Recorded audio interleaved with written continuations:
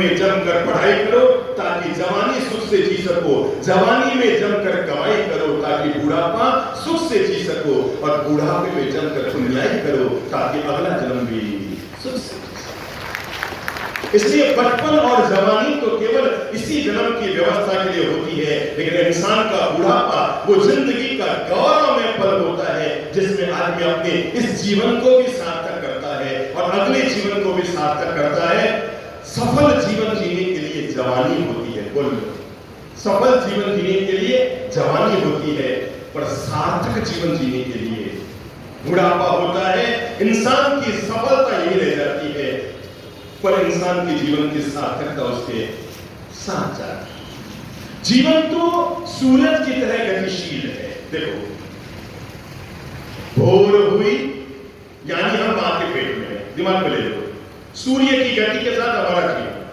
भोर हुई यानी हम मां के पेट में है, और सूर्योदय हुआ यानी हम मां के पेट से बाहर आ गए हैं। दोपहर हुई यानी जवानी आ गई है, सांझ हुई यानी बुढ़ापा आ गया है। रात को तो तेरी खत्म कहानी है।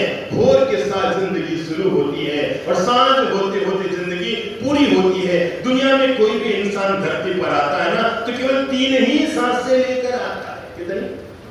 दिमाग में ले लो, कितनी? 3 सांसें लेकर आता है। एक सांस जिसे हम कहते हैं जन्म की सांस, बचपन की सांस, दूसरी होती है जवानी की सांस, तीसरी होती है बुढ़ापे की सांस। एक सांस और होती है, और उसे हम चौथी सांस नहीं कहते, उसे हम अंतिम श्वास कहते हैं, और वह मृत्यु की श्वास। उसे चौथी सांस नहीं कहते, उसे अंतिम सांस कहते हैं। हर सांस जब भीतर जा रही है तो हमारा जन्म हो रहा है, हर सांस जब बाहर जा रही है तो हमारी मृत्यु हो रही है। क्या गजब की जिंदगी है मेरे भाई। जब जन्मे तब सांसें तो थी पर नाम नहीं था, जब जन्मे तो सांसें तो थी पर नाम नहीं था, और जब मरेंगे तो नाम तो रहेगा पर सांसें नहीं रहेगी। ये नाम और श्वास के बीच, श्वास और नाम के बीच इंसान की जिंदगी है। सूरज की तरह गतिशील इंसान की जिंदगी है। पर मैं इतना जरूर बता दूं, हम लोग जब मंदिरों में धर्मोच्चारण करते हैं, परमात्मा की पूजा करते हैं, ईश्वर की आराधना करते हैं, तो हम जब भी कोई मंत्र बोलते हैं, ओम ह्रीं श्रीं श्री अहम परमात्मा ने अनंत अनंत ज्ञान शक्ति, तब हम क्या बोलते हैं? किस किस से निवारण के लिए? जन्म जरा रोग मृत्यु निवारण। किस किस के निवारण के लिए? जन्म, जरा यानी बुढ़ापा। पर मैं आपको आज जीवन का एक अद्भुत ज्ञान देना चाह रहा हूं। जिंदगी में अगर जीवन का सबसे सार्थक कोई चरण होता है, जिंदगी का सबसे सार्थक कोई समय होता है, जीवन का सबसे कीमती कोई टाइम होता है, तो आदमी का बुढ़ापा होता है। जिंदगी भर तक आदमी जिसकी इंतजारी करता रहता है, जब जब कोई बात होती है, ये शुभ कर्म बुढ़ापे में करूंगा, माला बुढ़ापे में जपूंगा, तीर्थ यात्रा बुढ़ापे में करूंगा, परमात्मा का भजन बुढ़ापे में करूंगा, ईश्वर की आराधना बुढ़ापे में करूंगा, सामयिक बुढ़ापे में करूंगा, प्रतिक्रमण अरे अरे अरे अभी दुनियादारी में जी लेता हूं, ये सब काम कब करूंगा? बुढ़ापे में करूंगा। तो हमने जीवन के सारे शुभ काम किसके लिए सौंपे? बुढ़ापे के लिए सौंपे हैं। इसलिए बुढ़ापा तो हमारे जीवन का स्वर्णिम अवसर है। ये अनुभवों का वो अनमोल खजाना है मेरे भाई। वे लोग किस्मत वाले होते हैं जिनके घर में बड़े बुजुर्गों का साया होता है। क्या कर रहे? बोल लो। वे लोग मुझे कोई पूछे कि दुनिया में सबसे अमीर आदमी कौन है, न तो मैं अंबानी का नाम लूंगा, न अडानी का नाम लूंगा। अगर मुझे कोई पूछे कि दुनिया का सबसे अमीर आदमी कौन है, मैं कहूंगा जिसके घर में बड़े बुजुर्ग और दादा दादी हैं, वो दुनिया का सबसे किस्मत वाला दौलतमंद और अमीर आदमी है। भला उससे बढ़कर अमीर आदमी दुनिया में कौन हो सकता है? अरे जिस पर बड़े बुजुर्गों की साया है। मानता हूं बूढ़ा पेड़ फल तो नहीं देता, बोल बूढ़ा पेड़ फल तो नहीं देता, पर अपने अनुभवों की छाया हमें जरूर देता है। और वो लोग किस्मत वाले होते हैं जिनके घर में बड़े बुजुर्गों की छाया होती है। इसलिए अगर आपके घर में दादा दादी हैं, अगर आपके घर में बूढ़े मम्मी पापा हैं, अगर आपके घर में आपके नाना नानी हैं, तो अपनी पीठ थपथपाइए और गौरव कीजिए, मैं दुनिया का सबसे दौलतमंद और अमीर आदमी हूं, क्योंकि मेरी माँ मेरे पास है, मेरे पिता का मुझे साथ है, मेरे दादा दादी का मेरे साथ आशीर्वाद है। मैं दुनिया का सबसे अमीर और दौलतमंद आदमी हूं। हाँ मेरे भाई, जब 21 के हो जाओ तो शादी की तैयारी शुरू कर दो। क्या? जब 21 के हो जाओ तो शादी की तैयारी शुरू कर दो, पर जिस दिन 61 के हो जाओ उस दिन जिंदगी को शांति से जीने की तैयारी शुरू करो। 21 के हो जाओ तो शादी की तैयारी शुरू करो, पर जब 61 के हो जाओ तब अपने जीवन में शांति की तैयारी शुरू कर दो। बुढ़ापा ऐसे जिए कि मौत तो आए, पर आने से पहले आदमी की मृत्यु महोत्सव बन जाए, तय आपको करना है मेरे भाई। कुछ लोग होते हैं जो बुढ़ापे को गुनगुनाते हुए जीते हैं, आनंद से जीते हैं, प्रसन्नता से जीते हैं, मुस्कुरा कर जीते हैं, एकाकीपन का भी जीवन में आनंद ले लेते हैं। जिसके भीतर आनंद की रसधार है, उस आदमी को एकाकी रूप में कमरे में डाल दिया जाए तो बुद्ध बनकर बाहर आएगा, और जिसके भीतर आनंद की धार नहीं है उसको 6 महीने अकेले रूम में डाल दो तो बुद्धू बनकर बाहर आएगा। ये तो व्यक्ति की सोच और मानसिकता पर निर्भर करता है कि आदमी अपने जीवन को कौन सा स्वरूप देना चाहता है। मेरे भाई, चाहो तो अपने जीवन को गुनगुनाते हुए जी लो, और चाहो तो गुनगुनाते हुए जी लो। शब्द दिमाग में लेना, क्या क्या? चाहो तो गुनगुनाते हुए जी लो, और चाहो तो गुनगुनाते हुए जी लो। बुढ़ापे में उन्हीं को अपनी जिंदगी गुनगुनानी पड़ती है जो लोग मोहाशक्ति में पड़े रहते हैं, जो तेरी मेरी में पड़े रहते हैं, जो संसार के माथा पुणे में छिपे रहते हैं, जो अभी भी बेटा बहू और बेटी बेटियों की लेन देन में बुद्धि लगाते रहते हैं, जो घर की छोटी छोटी बातों में हस्तक्षेप और टोका टोकी करते रहते हैं, जो हर छोटी बात पर चाहते हैं कि मुझे पूछ कर घर के कार्य किए जाए, जो हर बात में घर में हस्तक्षेप करते रहते हैं। बुढ़ापा उनका दुखी, जो समय आने से पहले अपने आप को मुक्त कर देते हैं। आपको पता है ये अचानक दशरथ के मन में क्यों आया था कि मैं राम का राज्याभिषेक करूं? ये कोई रात को सोए सोए सपना नहीं आया था, क्योंकि प्रायः यही नियम होता है, जब राजा चला जाता है तो पीछे उसका बेटा राजा बनता है। पर दशरथ ने नई परंपरा शुरू की, कहा नहीं मैं अपने रहते रहते अपने बेटे राम को क्या करूंगा? राज्याभिषेक करूंगा। आपने कभी सोचा ऐसा क्यों हुआ? मैं बताता हूं जीवन का यथार्थ। कहते हैं राजा दशरथ एक दिन सुबह सुबह नहा धोकर बाथरूम से निकले थे और आईने के सामने जाकर अपने बाल संवार रहे थे। क्या संवार रहे थे? बाल संवार रहे थे, और बालों को संवारते संवारते आईने में उनकी नजर गई, अरे गजब, ऐसे उन्हें लगा कि मेरे सिर के 5-7 बाल सफेद हो गए। क्या लगा? मेरे सिर के 5-7 बाल सफेद हो गए, यानी जीवन को परिवर्तन करने का समय आ गया है। वो आए रनिवास में और आखिर का बस हो गया, अब मैं मुक्ति के मार्ग पे जाना चाहता हूँ, मैं संन्यास लेना चाहता हूँ, मैं दीक्षा लेना चाहता हूँ, मैं जंगल में जाकर अपनी आत्म साधना और आराधना करना चाहता हूँ। रानियों ने कहा क्या गजब किया तू, रात को सोए थे तब तो ऐसा कुछ नहीं था, वही संसार के रंग, वही संसार के ढंग, वही संसार की कामना और वासना की, ये अचानक सुबह सुबह वैराग्य कहां से आ गया? दशरथ ने मुस्कुराते हुए कहा, देखो देखो देखो देखो देखो देखो देखो, मेरे सिर के 4 बाल सफेद आ गए हैं जो मुझे जीवन की सीख देते हैं। अब मैं निकल पड़ूं। और कहते हैं सिर के उन सफेद बालों को देखकर दशरथ के मन में वैराग्य आ गया था। कितने बाल? बोलो बोलो बोलो, कितने बाल? 4 बालों को देखकर वैराग्य जग गया। अपने तो सारे बाल ही धोरे हो रहे हैं, वैराग्य का तो ABCD अभी आगे नहीं आता। तब दशरथ ने आया था, केस पके तन प्राण कटे, अब रागन राग को कमर सीधी कर दो, सब गुनगुनाते हुए सुन लेना इसको। ये जीवन की गीता है। तब दशरथ ने अपने भीतर परम वैराग्य को पैदा करके इस गीत को गाने और गुनगुनाने का आनंद लिया था। केस पके तन प्राण कटे, अब राग अनुराग को भार उतारो, मोह महामद पान कियो, अब आत्म ज्ञान को अमृत धारो। केस पके तन प्राण कटे, अब राग अनुराग को भार उतारो, मोह महामद पान कियो, अब आत्म ज्ञान को अमृत धारो।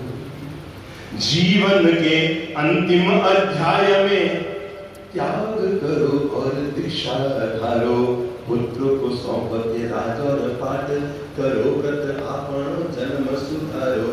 पुत्र को सौंप के राज और पाठ, करो व्रत आपन जन्म सुधारो। केशव के तन प्राण कके, बोलो केशव के तन प्राण कके, अब राग अनुराग को भार उतारो, केस बके तन प्राण थके, अब राग अनुराग को भार उतारो, मोह माह मद पान कियो अब,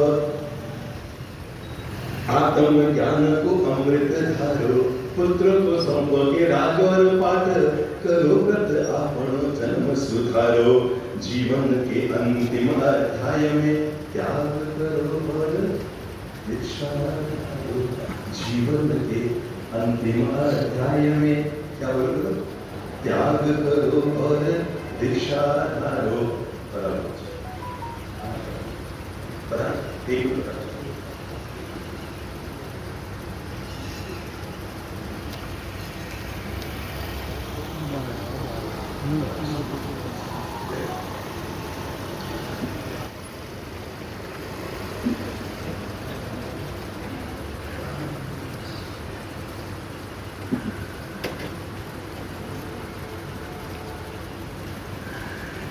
मीठी सी मुस्कान दीजिए, ससम्मान दिलाइए।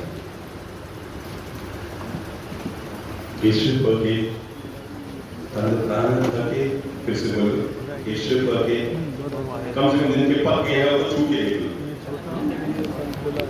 ईश्वर के तन प्राण थके, अब राग अनुराग को भार उतारो, मोह माह मद पान कियो अब, आत्म ज्ञान को अमृत धारो, पुत्र को संपके राज और पाठ, करो व्रत आपनो धर्म सुधारो, जीवन के अंतिम अध्याय में त्याग करो और दीक्षा धारो, जीवन के अंतिम अध्याय में त्याग करो और दीक्षा।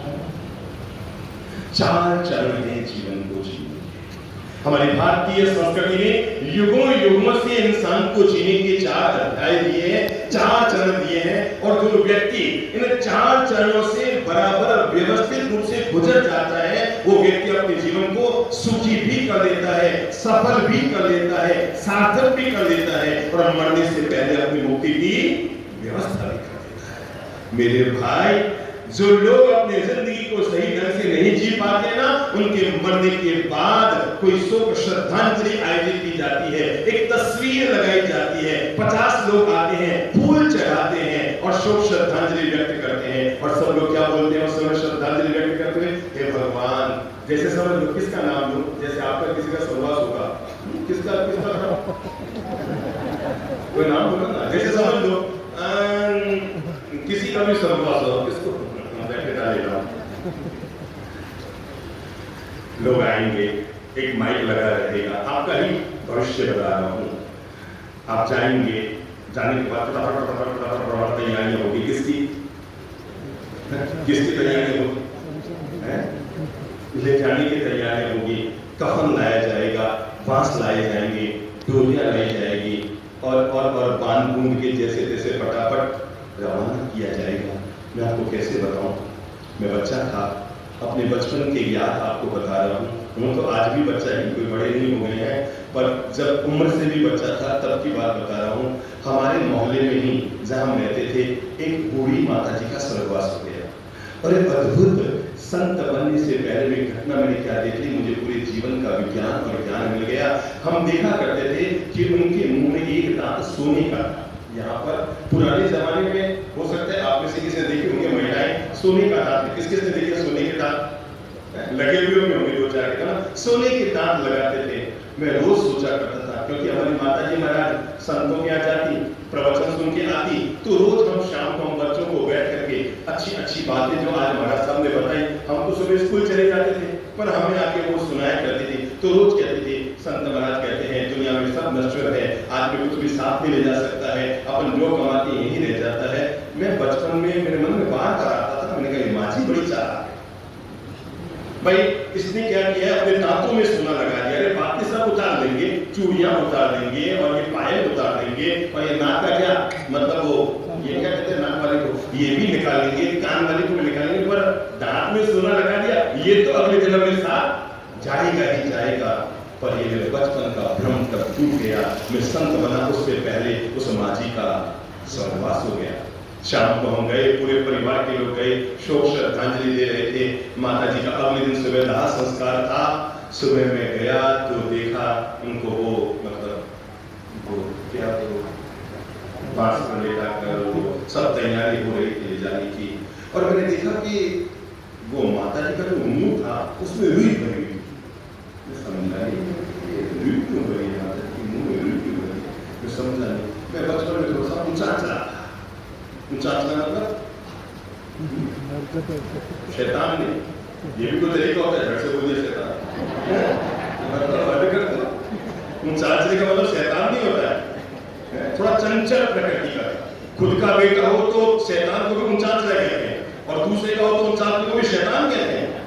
तो थोड़ा चंचल प्रकृति का था, और मैंने क्या किया, चारों तरफ लोग घेरे में खड़े थे, मैं भीड़ में से जीत के आगे गया और मैंने माँ जी का रुई निकाल करके बच्चे चले, क्या कर रहे हैं? उनका कुछ नहीं बस। पर मुझे जीवन का वैराग्य उसी दिन पैदा हो गया था, क्योंकि माँ जी के मुंह में सारे दांत थे, एक दांत क्या धारक था। जीवन में उस दिन जीवन का बोध मिल गया, इस दुनिया में बच्चे तुम्हारे सोने का दांत तुम्हारे साथ जाने नहीं देंगे, रात को वो भी ग्लास और से तोड़ के पास।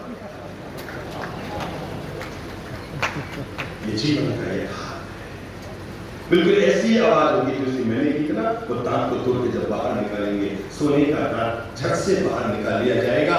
मेरे भाई, इसीलिए हम सब लोगों को जीवन के 4 चरण दिए गए महापुरुषों के द्वारा। भारतीय संस्कृति में जीवन का पहला चरण है जिसका नाम है शिक्षा और संस्कार के लिए दिया जाए। जीवन को 4 भागों में बांट ले। अगर हम आज की जिंदगी को 80-90 साल तक लेकर जाते हैं तो जीवन का पहला चरण है तो शिक्षा और संस्कार के लिए हो।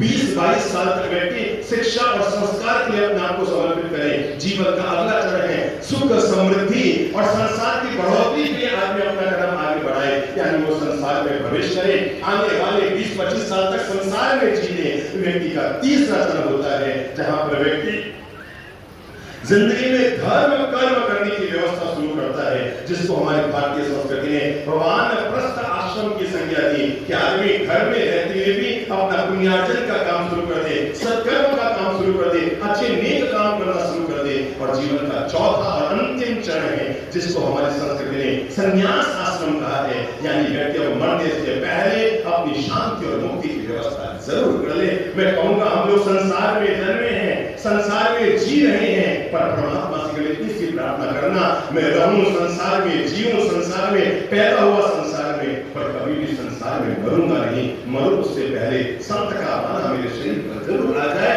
ये परम भावना अपने मन में जरूर रखें। क्या मरूं उससे पहले क्या होता है? संत के बारे में, अरे मेरे भाई प्रणाम करो उन लोगों को जो बचपन में भी संत बनकर बाहर निकल जाते हैं। प्रणम्य वे लोग, जब आज हम घटनाएं पढ़ते हैं, शादी के 2 साल बाद पति पत्नी दोनों ने संन्यास स्वीकार कर लिया, शादी के 5 साल बाद पति पत्नी दोनों ने परम प्रवृत्ति स्वीकार कर ली। अरे मेरे भाई प्रणाम करो उन लोगों को जिन लोगों ने 10-10 हजार करोड़ की संपत्ति छोड़कर दूसरी चीजें, जिन लोगों ने परम पिता परमेश्वर के चरणों में जाकर दीक्षा स्वीकार कर दी। तय मनुष्य को करना पड़ता है कि मैं अपने जीवन को केवल सुख में जीऊं, केवल सफलता में जीऊं, या जीवन के अंतिम चरण को सार्थक करने का भी प्रयास